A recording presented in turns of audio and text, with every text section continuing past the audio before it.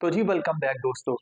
अच्छा दोस्तों, आपको पता है कि जैसे हमने जो है ना वो उमर सीरीज़ जो है ना वो स्टार्ट कर की है यहाँ पे। उमर सीरीज़ का मतलब है यहाँ पे कि हम हज़रत उमर रज़ी अल्लाह तआला अन्हु जो दूसरे खलीफा थे इस्लाम के, खुलफा राशिदीन के दौर के, उनका जो वे ऑफ लाइफ था, जो पूरी उनकी ज़िंदगी थी, उनके ज़िंदगी के पूरे वाक़यात जो थे, कहाँ से प्री इस्लाम से लेके उनकी शहादत तक के तमाम जो वाक़यात हैं ना, वो हम इसमें जो है ना वो डिस्कस कर रहे हैं। और ये आपको जो है ना एक्सक्लूसिवली यहाँ पे बता रहे हैं कि ऐसे वाक़यात जो कि हज़रत मोहम्मद सल्लल्लाहु अलैहि वसल्लम, उनकी ज़िंदगी, इस्लाम और खुलफा राशिदीन का दौर, उन्होंने क्या-क्या कारनामे किए और प्री इस्लाम जो है ना वो क्या-क्या ज़ुल्म करते थे मुसलमानों पे, और कैसा बिहेवियर था उनका इस्लाम के साथ। ये तमाम जो चीज़ें हैं वो हमने डिस्कस की हैं। हमने आपको पता है कि इसको जो है ना वो 4 पार्ट्स में डिवाइड किया। पहले पार्ट में हमने जो है ना वो प्री इस्लामिक इरा देखा उनका। तो अब जो आज की ये जो दूसरा पार्ट है वीडियो का, इसमें हम ये देखने की कोशिश करेंगे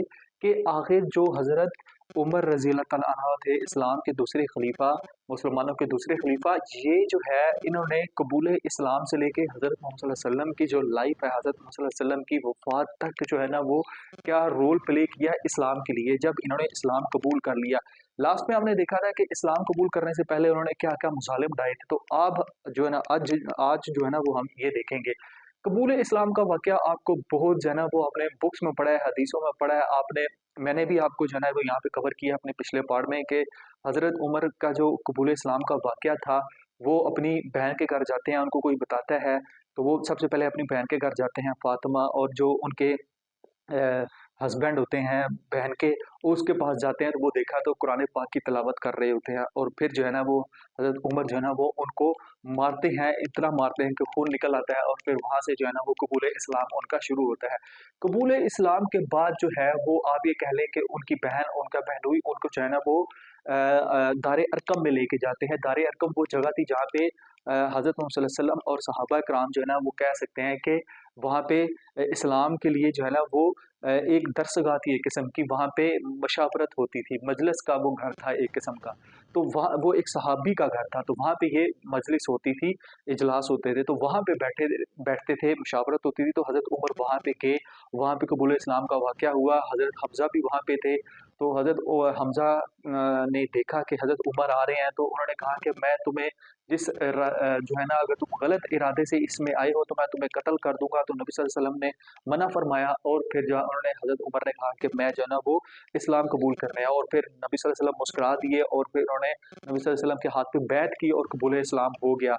और आप ये कह सकते हैं कि वहाँ पे फिर जो नबी सल्लल्लाहु अलैहि वसल्लम है उन्होंने दुआ की कि हम जो है ना वो तुम्हें मानते थे, और अल्लाह ताला ने आज हमारी दुआ कबूल फरमाई है, और इस तुम्हारे इस्लाम कबूल करने से इस्लाम जो है ना वो ज़्यादा बढ़ेगा, फूलेगा और अच्छे तरीके से। उसके बाद उस वो वाली रात जो है ना वो हज़रत उमर आप ये कह लें कि जो दार अरकम था वहीं पे रहते हैं, क्योंकि लोगों को पता नहीं था। अगले दिन सबको पता लग जाता है, कुरैश के बड़े-बड़े जो सरदार थे, अबू सुफ़ियान, अबू जहल वगैरह, इनको, कि ये उमर ने जो है ना वो इस्लाम कबूल कर लिया है। उमर एक ऐसा रोबदार बंदा था पर्सनैलिटी का कि मुसलमान उससे डरते थे।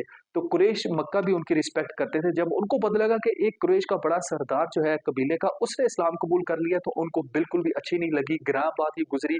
फिर उन्होंने जो है ना वो उनका इस्लाम, हज़रत उमर का और उनके कबीले का बायकॉट करना शुरू कर दिया। तो अगले दिन हज़रत उमर ने नबी सल्लल्लाहु अलैहि वसल्लम को कहा कि मैं ऐसे छुप के नहीं रहूँगा। उन्होंने मतलब लोगों के सामने चौक में खड़े होके, खाना काबा में खड़े होके कहा कि मैं इस्लाम कबूल करता हूँ, और मैं इस्लाम के ऊपर रहने के लिए बना हूँ। किसी का कोई मुझे मेरा कुछ उखाड़ नहीं सकता, और जो है वो आप जो मर्ज़ी कर लें, मैं वापस नहीं आऊँगा।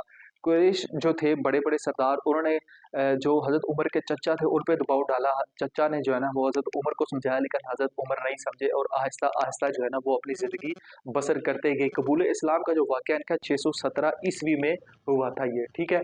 और उसके बाद जो है वो हज़रत उमर ने और हज़रत मोहम्मद सल्लल्लाहु अलैहि वसल्लम ने बिलाल हबशी को कहा कि खाना काबा के ऊपर चढ़कर अज़ान दो, ये वाक़यात है। फिर वहाँ से अज़ान हुई, मुसलमान और इस्लाम फैलता गया मक्का में। कुरैश मक्का जो है वो इनके दिल के अंदर खटक पैदा होती गई कि इस्लाम बढ़ता फूलता जा रहा है। तो आखिरकार उन्होंने 618 ईस्वी में, ठीक 1 साल बाद, जो है ना वो कुरैश के मक्का ने शेब अबी तालिब का वाक़या हुआ, जिसको जानते हैं कि एक पहाड़ी पे महसूर कर दिए तमाम मुसलमानों को और 3 साल फाका गुज़ारा वहाँ पे, एक किस्म का बायकॉट, सोशल बायकॉट जिसको कहते हैं, मुसलमानों के साथ कुरैश मक्का ने किया। उसके बाद जो है वो आप कहते हैं कि उस हज़रत उमर का वहाँ पे बड़ा रोल था। 3 साल बाद 620 ईस्वी में जो है ना हज़रत उमर ने कुरैश मक्का के जो बड़े-बड़े सरदार थे, उनके साथ मिलकर जो आप ये कह सकते हैं कि ये वाला मुआहदा तोड़वाया और ये सोशल बाइकआउट ख़त्म कराया मुसलमानों का, और मुसलमानों की ज़िंदगी वापस आई और मुसलमान एक-दूसरे से जो है ना वो मिलने लगे। उसके बाद जो है वो आप ये कह सकते हैं कि जब 2 साल मज़ीद रहे मुसलमान मक्का में, इस्लाम बढ़ता-फूलता गया। नबी सल्लल्लाहु अलैहि वसल्लम और हज़रत उमर की क़यादत में मुसलमान आगे-पीछे तबलीग के लिए जाते थे। बढ़ता-फूलता जब गया और मुसलमानों के बिहेवियर को देख के जो है ना वो खुद जो जो मज़लूम कुरैश के लोग थे वो इस्लाम में दाखिल होने लगे। और यहाँ पे मैं एक वाक़या आपको बताता चलूँ कि हज़रत उमर ने जब इस्लाम कबूल कर लिया तो कुरैश के कुछ लोगों ने, कुफ़ार ने उनको मारा, इतना मारा कि उन्होंने आगे से कुछ नहीं रिस्पॉन्स दिया। हालाँकि वो इतने रोब-ओ-जलाल वाले और दहशत वाले हज़रत उमर थे कि वो आगे से उनको मार सकते थे।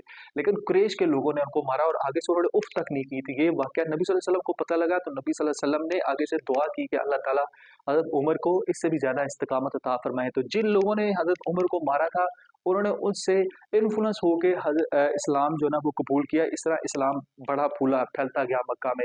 तो 600 आप ये कह सकते हैं कि 22 ईस्वी में जाके 600 सॉरी 20 ईस्वी में जाके मुसलमान इतना ज़्यादा फैल चुका था कि कुरैश ने जो है ना उनके ऊपर इतने ज़ालिम ढाए कि मुसलमानों को आप ये कह सकते हैं कि पहली हिजरत करने पे मजबूर किया।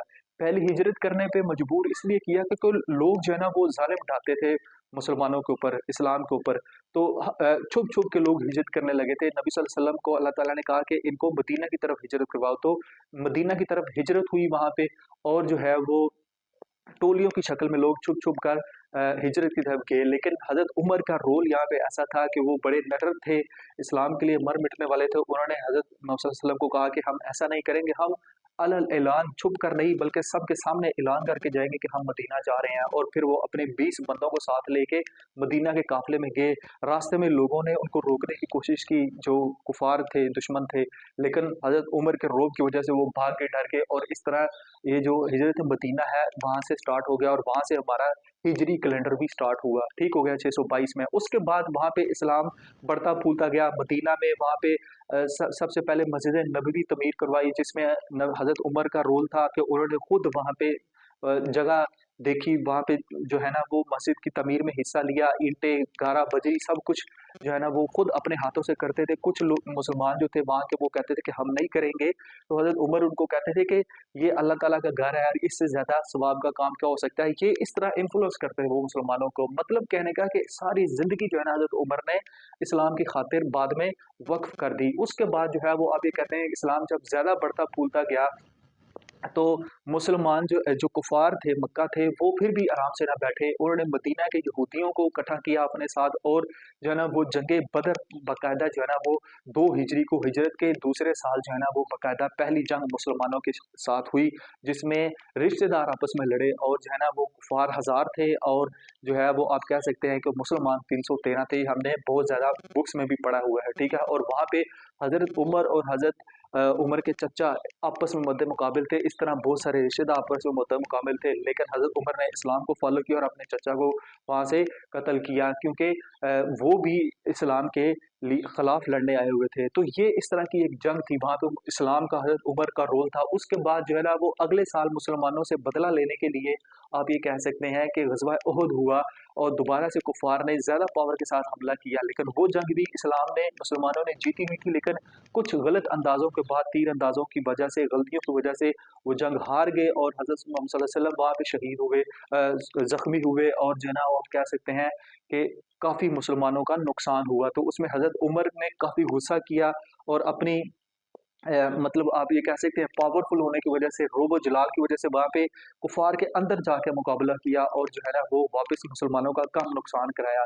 ये ग़ज़वा उहद में इनका रोल था। उसके बाद जो है ना वो 5 हिजरी में आप ये कह सकते हैं कि दोबारा जो है ना वो ग़ज़वा खंदक हुई। ग़ज़वा खंदक जो है वो आप ये कह सकते हैं कि ऐसा था कि दोबारा से जो मुसलमानों और जो यहूदी थे मदीना के और जो कुफ़ारे कुरैश थे मक्का, उन्होंने मिल के जो है ना वो इस्लाम के ऊपर मुसलमानों के ऊपर हमला किया। लेकिन मुसलमानों ने तकरीबन काफ़ी सारी फ़ौज के साथ जो है ना वो काफ़ी अच्छी तादाद में फ़ौज के साथ जो आपका मदीना था उसके बाहर खंदक खोदी और काफ़ी पहरा वहाँ पे लगाया। और जो भी छोटी-छोटी टोलियों में कुफ़ारे मक्का वहाँ पे आते, तो हज़रत उमर की लीडरशिप में वहाँ पे जो है ना वो उनको शिकस्त फ़ास दी उन्होंने, जो है ना वो ग़ज़वा खंदक में। उसके बाद जो है वो आप कह सकते हैं कि 6 हिजरी को ही जो है वो सुलह हुदैबिया हुआ। सुलह हुदैबिया जो है वो एक, आपको पता है बहुत अच्छी इसका बैकग्राउंड ये है कि हज़रत वसल्लम को ख्वाब आता है और ख्वाब में वो देखते हैं कि हमें काफ़ी अरसा हो गया है मक्का से अपने गाँव से वापस आए हुए, अपने शहर से, तो हम जाते हैं वहाँ पे तवाफ़ करना चाहते हैं, हज करना चाहते हैं। तो नबी सल्लल्लाहु अलैहि वसल्लम ने ये ख्वाब अपने सहाबा को बताया, तो सहाबा ने कहा कि चलते हैं। सहाबा जो है ना वो चल पड़े, तो रास्ते में जो मक्का के लोग थे उनको खबर होगी कि मुसलमान हमारे ऊपर हमला करने आ रहे हैं। तो फिर जो है वो इसको गलतफ़हमी लगी और हज़रत उस्मान को जो है ना हज़रत मोहम्मद सल्लल्लाहु अलैहि वसल्लम ने भेजा, क्योंकि वो भी रिस्पेक्टेबल कुफ़ारे मक्का में थे। तो उन्होंने बैठा लिया एक किस्म का, तो हज़रत सल्लल्लाहु अलैहि वसल्लम को लगा कि उन्होंने जो है ना वो उस हज़रत उस्मान को कैद कर लिया है या मार दिया है, कत्ल कर दिया है। तो फिर वहाँ पे एक दरख्त के नीचे मदीना से थोड़ा-सा दूर जाके एक जो है ना वो दरख्त के नीचे एक बैत ली नबी सल्लल्लाहु अलैहि वसल्लम ने, कहा हम उनकी शहादत का बदला लेंगे, जिसको बैत रिज़वान भी कहते हैं। उसमें हज़रत उमर का रोल ये था कि जब कुफ़ार ने देखा कि इस्लाम और मुसलमान आ गया है, तो फिर उन्होंने जो है ना वो एक मुआहदा किया और ये कहा कि हम जो है ना वो आज ये इस साल जो है ना वो मुसलमान हज उम्रा नहीं कर सकते, अगले साल आएँगे और जो है वो हज उम्रा करेंगे। बज़ाहिर ये जो शराइत थी, ये सुलह हुदैबिया की ऐसी थी जो कि एक आम से बंदे को भी नज़र आने वाली थी कि ये जो है ना, आप ये कह सकते हैं कि मुसलमानों के लिए डाउनफॉल है, मुसलमानों के लिए अच्छी नहीं है और कुरैश मक्का इसमें जीत रहे हैं। लेकिन हज़रत उमर ने भी यही कहा कि हम नई बैत करेंगे, हम इसको नहीं मानते इस सुलह हुदैबिया को। बाद में नबी सल्लल्लाहु अलैहि वसल्लम ने मनवाया, नबी सल्लल्लाहु अलैहि वसल्लम की जो अज़वाज मुतहहरात थी, उन्होंने कहा कि आप इस पे माने, तमाम सहाबा भी मानेंगे। तो फिर अगले दिन जो है ना वो तमाम सहाबा ने इसके ऊपर यस किया और जो लब्बाइक कहा हज़रत मोहम्मद सल्लल्लाहु अलैहि वसल्लम की आवाज़ पे, और जो है ना वो हज़रत उमर ने भी इस पे इन्फ्लुएंस डाला और बज़ाहिर ऐसा लग रहा था। लेकिन जब ये सुलह हुदैबिया हो गया तो इससे इस्लाम ज़्यादा बढ़ने लग पड़ा, फूलने लग पड़ा, क्योंकि सुलह हुदैबिया में एक शर्त थी कि अगर मुसलमान गलती से मक्का जाएगा तो वो वापस नहीं जा सकता, लेकिन अगर मक्का से कोई जो है ना वो कुफ़ार मदीना में जाएगा तो वो वापस करना पड़ेगा। तो ये शराइत थी जिसकी वज़ह से काफ़ी सारे मक्का के जो गरीब लोग थे, वो उधर जाते थे, तो वो फिर मदीना नहीं वापस जाते थे, क्योंकि मदीना एक्सेप्ट नहीं करता था, मुआहदा था। तो लोगों ने क्या किया कि कुफ़ार और मदीना के बीच में एक जगह थी, वहाँ पे ख़ैमे लगाना शुरू कर दिए और मुसलमान होना शुरू हो गए। और उसमें जो मुआहदा करने वाला था, उसके बेटे भी शामिल थे, जो कि पेश-पेश थे।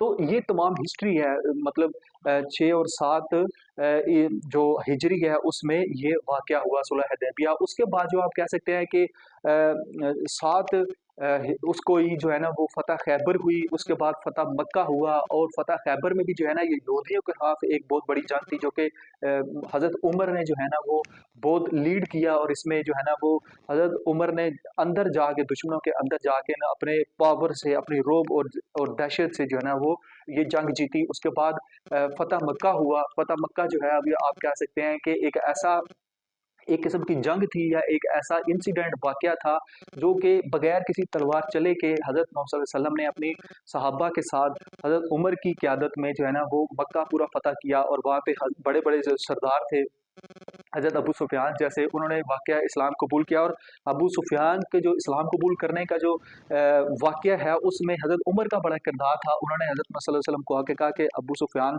इस्लाम कबूल करना चाहते हैं, लेकिन वो मक्का के बड़े सरदार हैं, तो वो चाहते हैं कि हमें इज़्ज़त दी जाए। तो नबी सल्लल्लाहु अलैहि वसल्लम ने उनकी इज़्ज़त की खातिर जो है वो ये ऐलान किया कि जो अबू सुफ़ियान के घर में भी पनाह लेगा, हम उसको भी माफ़ कर देंगे। तो ऐसे लोग मुसलमान हो गए। ये फ़तह मक्का में हज़रत उमर का रोल था। उसके बाद आप ये कह सकते हैं कि फ़तह मक्का के बाद खुतबा हज्जतुल विदा हुआ, आखिरी हज जिसको बोलते हैं, ठीक है? खुतबा हज्जतुल वदा में भी जो है ना हज़रत मोहम्मद सल्लल्लाहु अलैहि वसल्लम ने जो खुतबा दिया, वो आगे हज़रत उमर ने जो है वो आप ये कह सकते हैं कि लोगों को तब फैलाया और कहा कि ये लोगों की ज़िम्मेदारी है जो यहाँ बैठे हैं वो आगे तक फैलाएँ। उन्होंने इसमें बहुत पावरफुल किरदार अदा किया उस हज़रत उमर ने। उसके बाद जो है ना वो एक हज़रत उमर का जो रोल था, मतलब ये कह सकते हैं कि हर चीज़ में जो है ना वो पेश-पेश रहते थे। एक वाक़या है कि हज़रत उमर ने कहा कि मैं आपसे अपनी जान से ज़्यादा मोहब्बत नहीं करता, तो हज़रत मोहम्मद सल्लल्लाहु अलैहि वसल्लम ने आपको कहा कि जब तक तुम मुझे अपनी ज़ात या जान से ज़्यादा मोहब्बत नहीं करते, तुम्हारा ईमान मुकम्मल नहीं हो सकता। तो बाद में दोबारा हज़रत उमर मिले एक दफ़ा, तो उन्होंने कहा कि अब मैं जो है ना वो आपको अपनी जान से ज़्यादा मोहब्बत करता हूँ आपसे। तो फिर जो है वो हज़रत मोहम्मद सल्लल्लाहु अलैहि वसल्लम ने कहा कि अब तुम्हारा ईमान मुकम्मल हो गया है। हज़रत उमर एक बहुत बड़े रोब जलाल और दहशत वाले बंदे थे इस्लाम में, जिससे कुरैश मक्का और इस्लाम दोनों के अंदर रिस्पेक्ट पाई जाती थी और उनकी बात को फ़ोकियत दी जाती थी। रसूल सल्लल्लाहु अलैहि वसल्लम के वफ़ात के वक़्त जो है ना वो उन्होंने गुस्से में आए। आपको पता है एक मशहूर वाक़या है, जब वो फ़ौत होने लगे, आखिरी अय्याम थे नबी सल्लल्लाहु अलैहि वसल्लम के, तो उसमें जो है ना वो लोगों ने कहा कि हज़रत मोहम्मद सल्लल्लाहु अलैहि वसल्लम फ़ौत हो गए हैं। लेकिन हज़रत मोहम्मद सल्लल्लाहु अलैहि वसल्लम के फ़ौत होने की खबर यूँ ही पूरे मक्का मदीना में फैली, तो लोगों में खलबली मच गई, लोग रोने लग पड़े। तो हज़रत उमर जो है वो तलवार लेके बाहर निकले और कहा कि खबरदार, मैं उसकी गर्दन काट दूँगा जिसने कहा कि जो है ना वो हज़रत मोहम्मद सल्लल्लाहु अलैहि वसल्लम फ़ौत हो गए हैं या इंतकाल फरमा गए हैं। मोहम्मद सल्लल्लाहु अलैहि वसल्लम ज़िंदा हैं। लेकिन फिर हज़रत अबू बकर ने यहाँ पे रोल प्ले किया और आके हज़रत उमर को दिलासा दिया और समझाया लोगों को भी कि जिस तरह सब लोग आते हैं, इसी तरह हज़रत सल्लल्लाहु अलैहि वसल्लम भी फ़ौत हो गए हैं।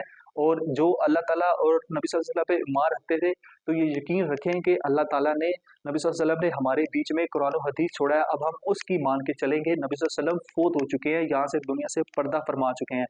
तो ये भी जो है ना वो एक मोहम्मद सल्लल्लाहु अलैहि वसल्लम से हज़रत उमर की मोहब्बत का एक ज़रिया था। वाक़ई ही आप इसको या सबूत के तौर पे कह सकते हैं। ग़र्ज़ ये कि हज़रत मोहम्मद सल्लल्लाहु अलैहि वसल्लम की ज़िंदगी तक हज़रत कबूल इस्लाम से लेके जो है ना वो पूरी ज़िंदगी जो है वो एक अबारत है हज़रत उमर की इस्लाम के वक़्त के लिए। जहाँ कहीं भी इस्लाम को ज़रूरत होती माल की, जंग की, जिस्म की, किसी भी तरीके से हज़रत हज़रत उमर जो है वो सबसे पहले पेश होते। तो हज़रत मोहम्मद सल्लल्लाहु अलैहि वसल्लम उनसे पूछते कि घर वालों के लिए क्या छोड़ के आए हो? तो हज़रत उमर यही कहते कि घर वालों के लिए मैं जो है ना वो अल्लाह और उसका रसूल छोड़ के आया हूँ। ये पूरी की पूरी ज़िंदगी का निचोड़ है उनका। तो फ्रेंड्स, अपनी फीडबैक जो है ना वो लाज़मी दें इस पार्ट के अंदर, और कोई वाक़या मिस है या कोई गलत है तो मैं उसको ज़रूर करेक्ट करूँगा। आप मुझे अपनी फीडबैक लाज़मी दें, तो आपको नेक्स्ट पार्ट में मिलेंगे। और नेक्स्ट पार्ट में जो है ना वो हमने इंशाल्लाह ये देखना है कि हज़रत उमर ने जो है वो हज़रत अबू बकर का जो दौर है 2 साल, और उसके बाद अपना जो 10 साला दौरे हुकूमत है उसमें क्या हुकूमत की, क्या जो है ना वो आप ये कह सकते हैं कि इन्होंने रिफ़ॉर्म्स की, कैसी एक इस्लामी सल्तनत कायम की एक किस्म की, और जो है ना वो मुसलमान आज जो अलग-अलग बिखरे हुए हैं उसमें इनका क्या रोल था। ये तमाम चीज़ें जो है ना वो हम अगले पार्ट में डिस्कस करने की कोशिश करेंगे। तो इंशाल्लाह आपको नेक्स्ट पार्ट में मिलते हैं। अल्लाह